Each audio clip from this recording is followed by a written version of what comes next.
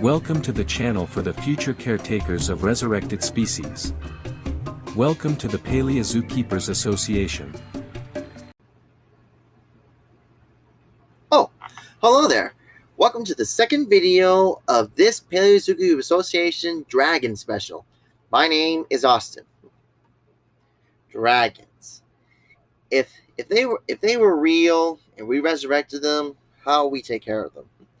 On the last video, the first video of this trilogy, we talked about the special mockumentary Dragons: A Fantasy Made Real done at Animal Planet in 2005. It talks about the natural history and biology of the dragons, and we use that as the main platform for where we base on our how to take care of dragons from. And then after that, we talked about how dragons could be resurrected and on what the dragons would look like when they are hatched from their eggs as an altricial or precocial forms.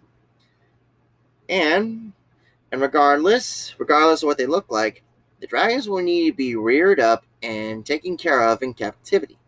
And that's what we're going to cover in this video.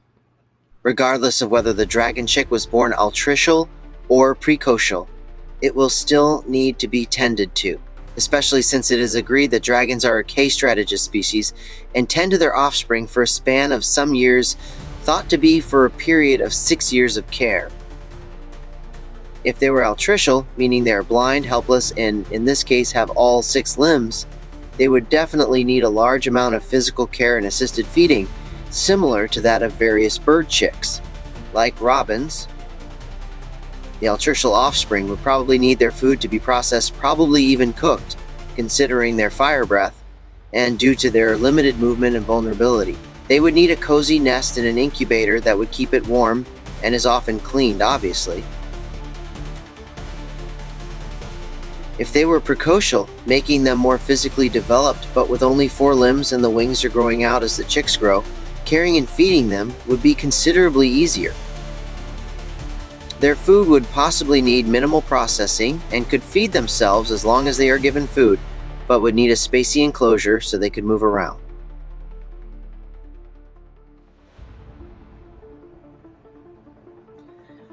Rather regardless of either scenario, since according to the mockumentary, these dragons will be raised by the parents for 6 years, and they reach 7 years, 1 year after the 6 years, to reach sexual maturity.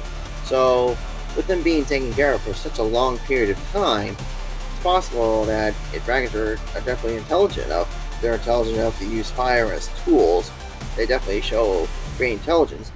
They will perhaps develop deep emotional bonds between offspring and the parents. So, when raising dragons, you definitely need to consider that. However, regardless of that, both scenarios would need a way to prevent the dragon chicks from imprinting on the keepers. The reason for preventing the animals from imprinting on humans is that if the dragon does imprint on humans, they won't see themselves as dragons and would become over-reliant on humans. They would most likely not become social with other dragons, would not be interested in mating with other dragons, would seek humans for food and social interaction, and basically just not behave like how dragons should behave. This would also make them terrible parents for their own offspring when you do breed them, much like how it has been done with California condors and other species of birds, hand puppets that are made in the likeness of an adult dragon so that the dragons would imprint to the image of a dragon and not on the human keepers. And since we have frozen specimens, we can make the dragon puppets quite accurately. However, the nurturing behavior that should be displayed to the offspring would be in a round of trial and error, but taking notes of nurturing birds, crocodiles, and maybe even mammals could help give us a decent idea of that.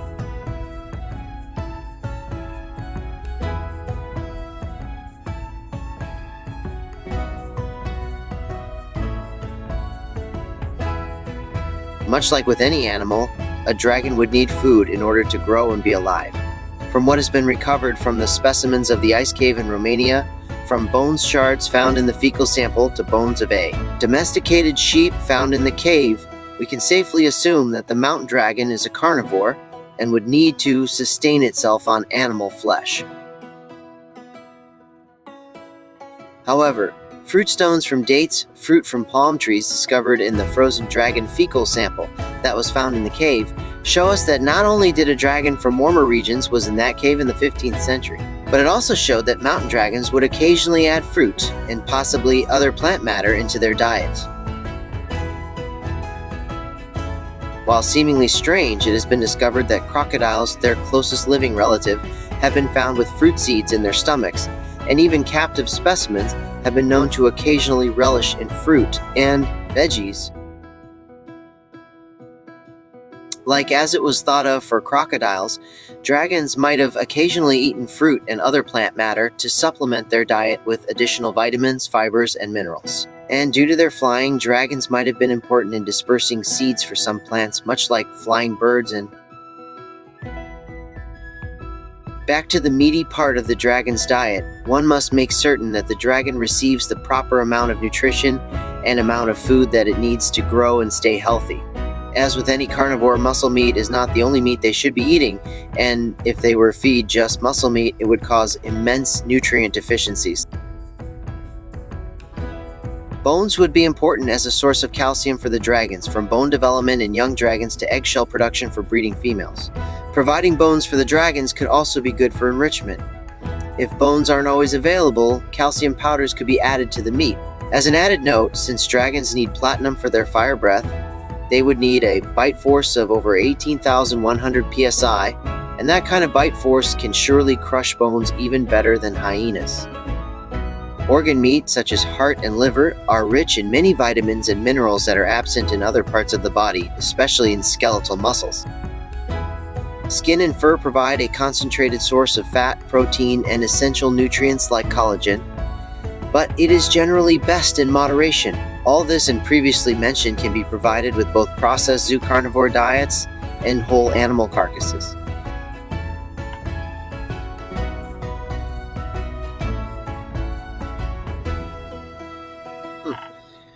Now, a dragon's daily consumption will include a multitude of factors, such as the season, the energy value of the food, their age, their activities, whether they're flying or not flying in captivity, and some other factors. It's been observed in the mockumentary that the mountain dragons are known to go to torpor or hibernation, can't decipher which one, during the winter, which means like doing like the colder seasons, whether it's like daylights get shorter, or availability of food, or even by the cold. Dragons will go into hibernation, so it's most likely in captivity. Dragons will not eat as often as in winter as they would in the summer. Very akin to like how with bears in captivity. And with them being a flying animal, their metabolisms would be much higher than that of a land animal of the same size and weight.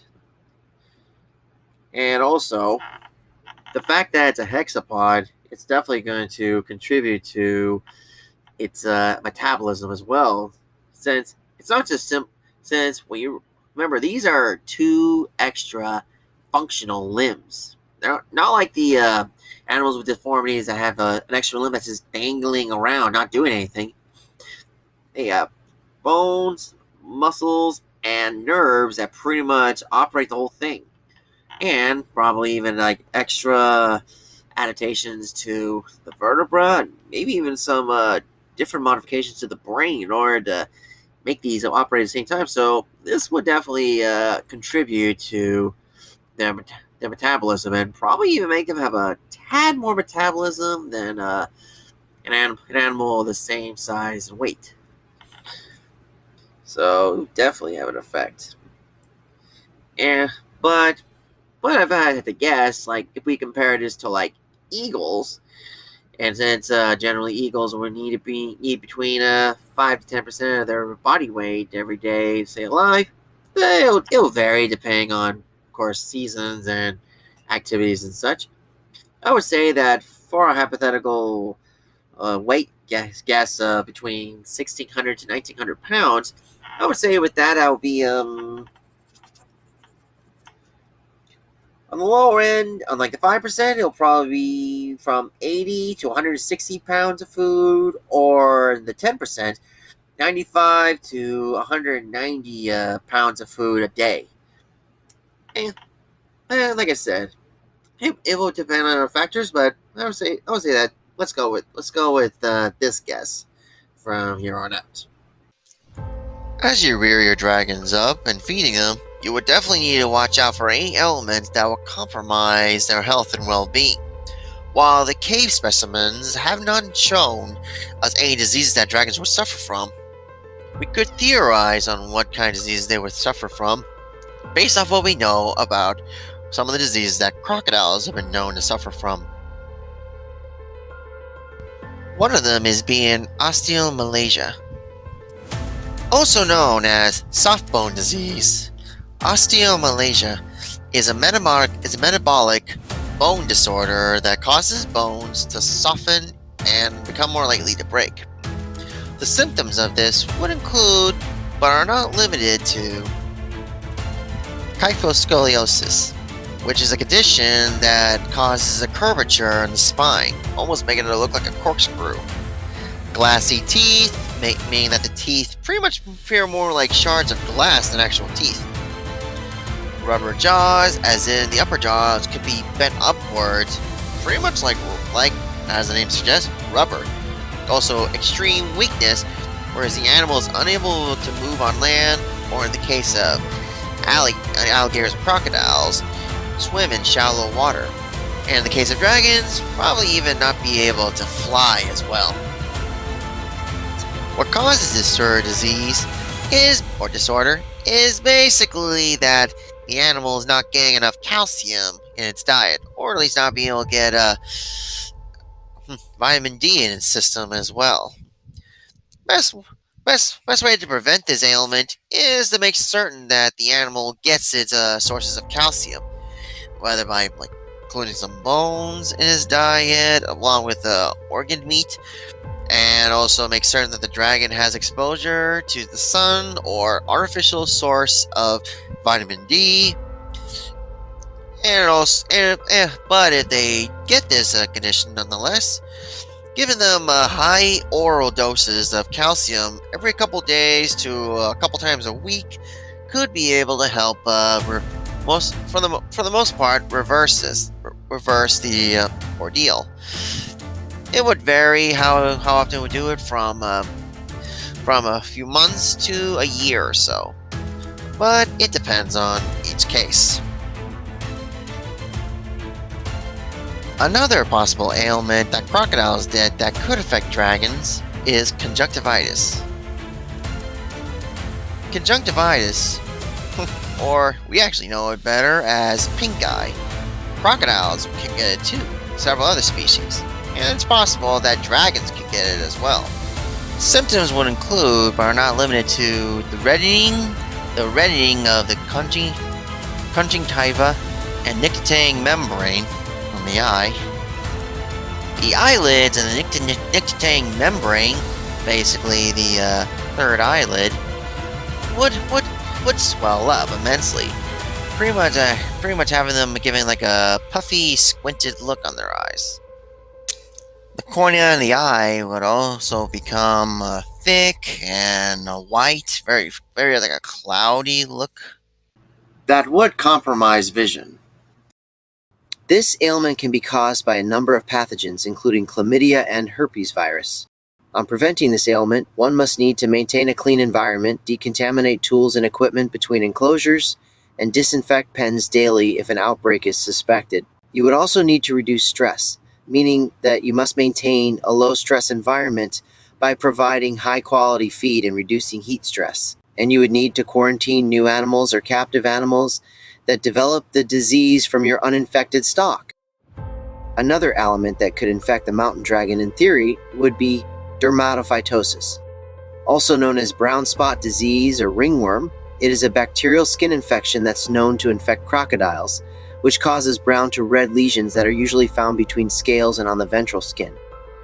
This ailment is caused by the bacterium Dermatophilus congolensis, which is also a pathogen for humans and other animals. It can be transmitted to people through direct contact with an infected animal and vice versa, so caution would need to be exercised when this occurs.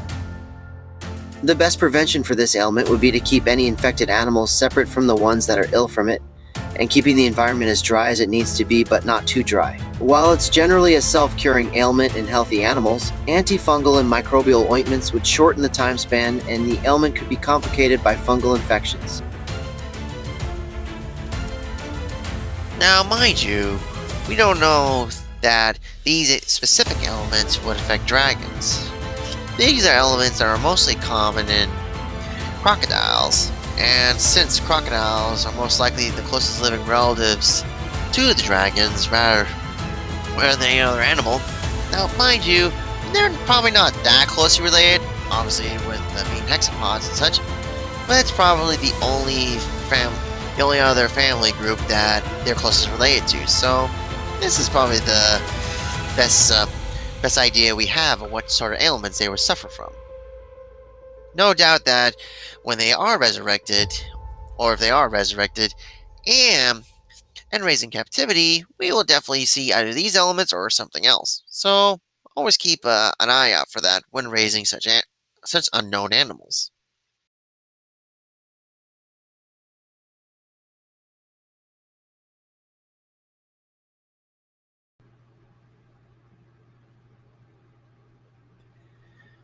When keeping dragons in captivity, one of the other ways that we would definitely need to consider is how to contain them, especially when you keep them in enclosures.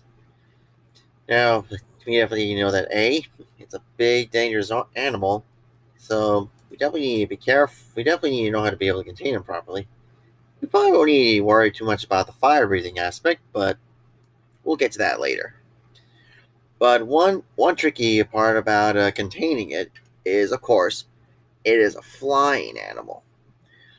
And we got to keep it from being able to escape its enclosure via flying. There are some ways we can do this, but before we get to that, I want to be able to point out a little something. According to the mockumentary, dragons are able to take aloft with not just their wings and specific adaptations for powered flight, such as the hollow bones, large muscles in the chest cavity, and the large heart, amongst them. But according to the mockumentary, they will have two special glands in the chest cavity, which will hold a special type of gas, hydrogen, that's made from the bacteria in the dragon's gut as they eat. And unlike other animals, which would just burp, or fart it out, they will store them. And since hydrogen is 14 times less dense than air, this with a super-like skeletal system and with their wings, they said they were able to take flight by this. Now, while I'm definitely going with the mockumentary quite a bit on the dragon's behavior and biology, this is one I'm definitely going to have some partial issues with, because using hydrogen or gas to make you aloft is not so simple. I mean, for example, we use it in balloons. You put hydrogen in a balloon and it floats, but that's because the material that contains the gas or holds it is very lightweight on its own right. I mean, but to be able to make enough hydrogen to give an animal that weighs between 1,000 to 2,000 pounds, it will definitely be a lot more than like 30 cubic feet or anything like that. And if all honesty, it will make them be more like a bloat, more like a blimp, a bloated blimp, than the lean dragons that we see in the mockumentary.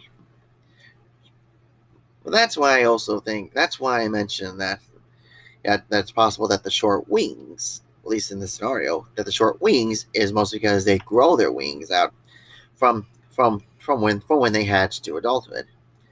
But they will still But they will still most likely need the flight bladders, as they're called, to actually fuel their fire, and that can still be used for fires. So, for the sake of all this, we'll say that they don't use the gas to keep themselves afloat, since keeping a big bunch of enough gas to keep yourself keeping your body to get yourself aloft, is not a good idea. Works better when it's in water, which could definitely work for the marine dragon, but we'll get to that. We'll get to that later in the series. But we'll say for the time being that the flight bladders aren't used for flight, but instead they will use their large wings once fully grown to be able to take aloft. And with this animal's ability to fly, we'll definitely need to take consideration with the habitat and exhibits. Now that we've got that out of the way, let's figure out the dragon's wingspan. Now, along with the super light skeleton, powerful heart, powerful wing muscles, and such that I mentioned before, one of the things that a dragon would need in order to fly is to make certain that the wing-to-weight ratio parallels with each other, because you need enough wingspan to be able to lift yourself off the ground. As mentioned earlier, both in this video and the last video, I propose that the adult weight of a fully grown mountain dragon would be between 1,600 to 1,900 pounds. One equation or formula that can help us get an idea is this formula here that is often used for birds. So if we basically book the estimated weights we have here into this formula, then the proposed wingspan of an adult mountain dragon would be between a little over 28 feet to close to 30 feet in length. That's why I will propose that a fully grown mountain dragon's wingspan would be, to be able to get its body off the ground at minimum. And since we do not know the wingspan of the adult from the mockumentary, this is probably, for now, the best we got.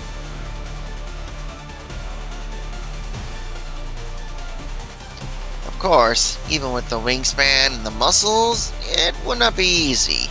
Especially when you're trying to get the wings to be able to get a 1,600 to 1,900 pound animal off the ground without the bones breaking. There could be a possibility that they have a certain protein in their bones that helps reinforce the bones to be able to withstand this kind of stress, like the goethite that has been found in the radula of lipids. Basically a protein that could give spider silk a run for its money.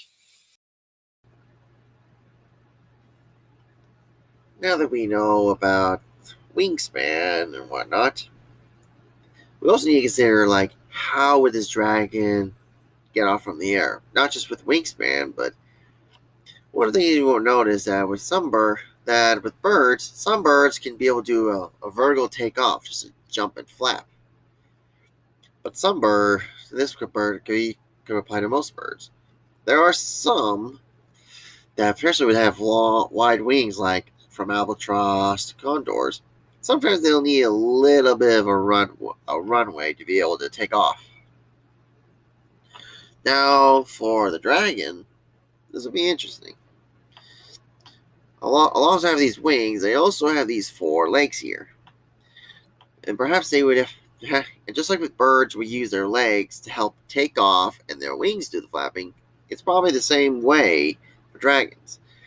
Dragons can probably hop, or they could just run like how a plane would go for a runway and jump and flap.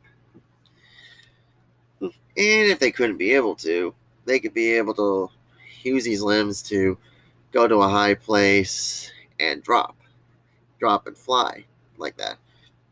A lot of birds of prey, even birds of prey who could take off from the air, they love areas like this. It just makes it easier, less energy. So basically, when you're trying to keep them in captivity, you're going to need to figure out how to make certain they don't like take off and fly away. There are a couple ways we could do this. One way we can be able to do this, pretty much by negating the dragon's flying without doing anything to the wings, and doing it in a more naturalistic sort of setting, is applying a large amount of trees in the exhibit. Basically making it a forest. Basically wide enough so that the dragon could be able to walk around in it quite comfortably, but not wide, not big, not spacious enough that the animal could be able to run and launch them. Basically, need some closed canopy, but basically at least enough space they can walk around, but enough tree density so that they can't be able to get a good runoff to take off, or be able to do a vertical jump either. The uses of trees will definitely help out with this, and will definitely make it look more natural for guests. Now, about fire, we don't have to worry about that. About fire. Reason being would be explained more in the next video.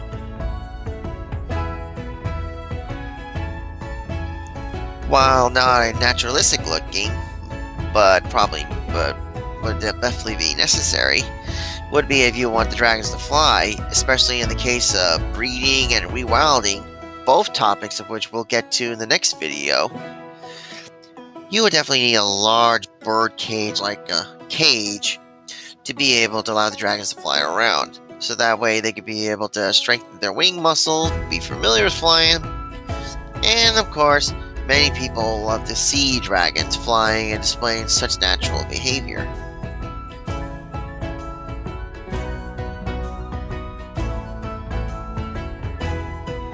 When going down this route, the large cage route with keeping dragons, there are several things you need to consider. One is that, of course, you gotta know like the age of your dragon. This might seem a little random, but if they, for example, they grow out their wings from like if their wings are undeveloped, like one of my theories mentioned before, then they won't be able to fly for a long while, and that should be easy to be able to contain them. Of course, you gotta keep an eye on the growth of the wings, when they start to test their wings, stuff like that. So that's definitely something to consider. Also, when you actually do go for the cage, you gotta take a notice of the height. In case like a dragon wants to do a vertical jump, and the dragon can be able to fly high enough to feel comfortable. How wide it is, like basically in case like the dragon wants to run and jump out, similar to like a plane takeoff, and make sure the diameter and such is wide enough so that the dragon can lift up and be able to twist and turn and be able not be bored. And also, you'll need to take consideration of how many dragons you'll have in your cage. For the most part in the mockumentary, dragons are generally solitary animals, but they do get into some social interactions for mating and rearing young. So this is definitely something to consider. If you are going to go for an exhibit that will allow the animal to fly, taking an example of how we can the minimum exhibit height requirement for eagles, I would probably say that a minimum it'll probably be 30 feet tall. And of course you need to you also need to make it wide enough so that they can stretch out their almost 30-foot long wingspans. So that will be that height will be the minimum. From here on out, you could be able to get it bigger. Probably make it even as big as a basketball stadium, which will probably provide enough room for a dragon to be able to fly and whatnot.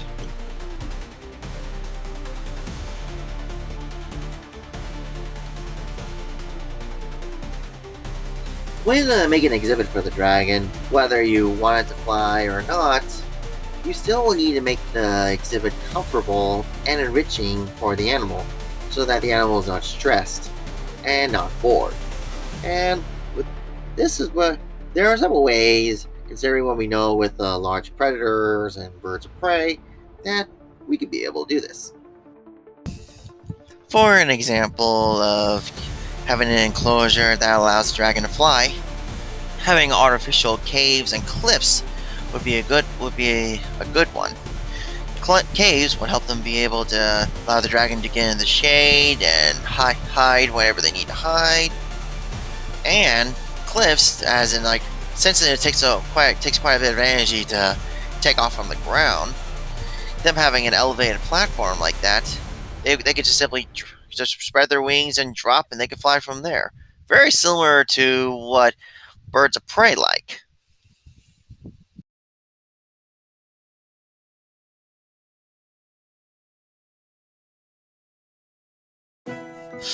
As well as that, there are other environmental factors to consider for the dragons. One is basically having an area where a dragon can rest in, whether it's for sunning themselves in the sun in the morning, or even having platforms that a dragon can rest in that can actually be cool during the summer and warm during the winter. And having these platforms in view of the public, the guests can be able to see the dragons while also giving comfort to the dragons at the same time.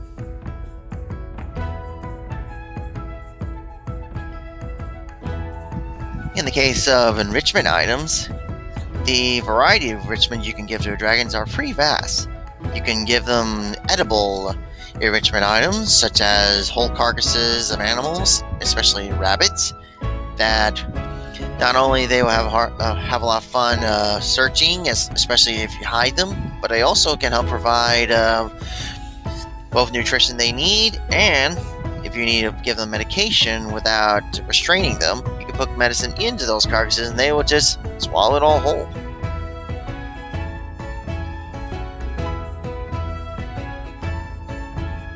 As well as animal carcasses, whole plants and vegetables such as pumpkins would definitely be a good edible enrichment as well, considering that we definitely know that dragons would occasionally eat fruit and vegetables.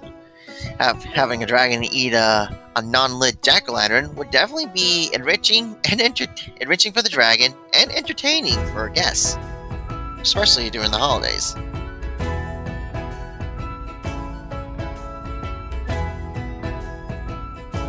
Other forms of enrichment, and even items that we can use edible enrichment in, is basically like puzzle feeders, like this little cage feeder that I had in my T-Rex video. Having the dragon have it to work for its meal would definitely be a great way to enrich the dragon.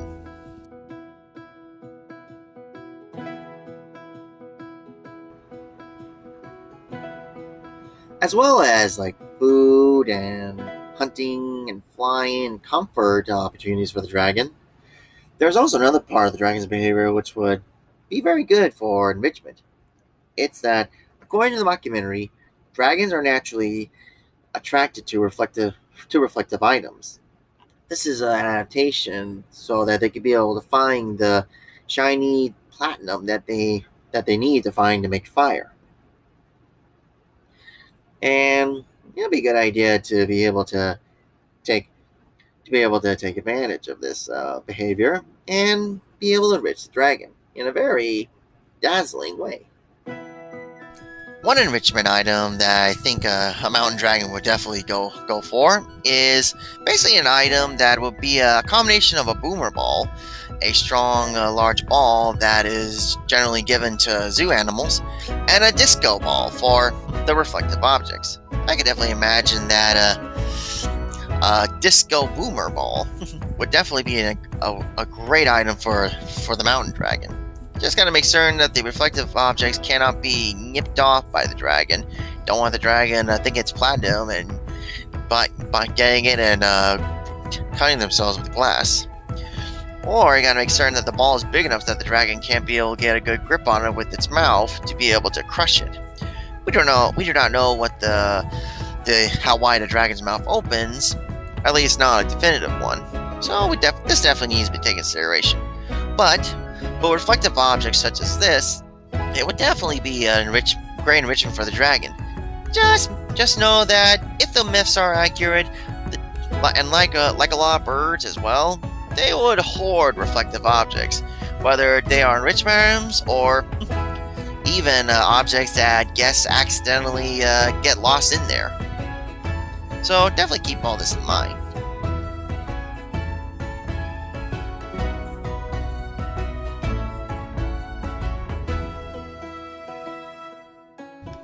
As one can guess, taking care of a mountain dragon in captivity would definitely be challenges. And probably even go beyond what this video presented. But if they were real, and if we ever resurrected, it will definitely be a challenge worth taking.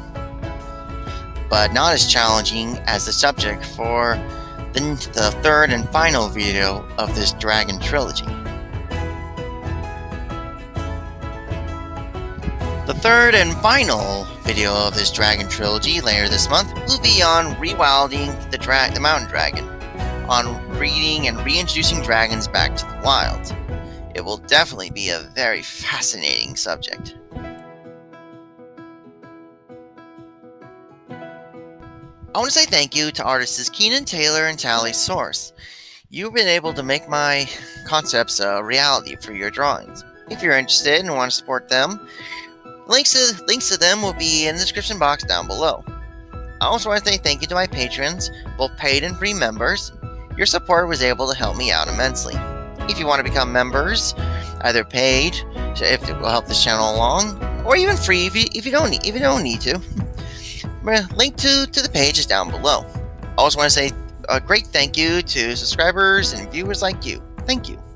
If you haven't already, subscribe to this video and this channel. Every little bit helps.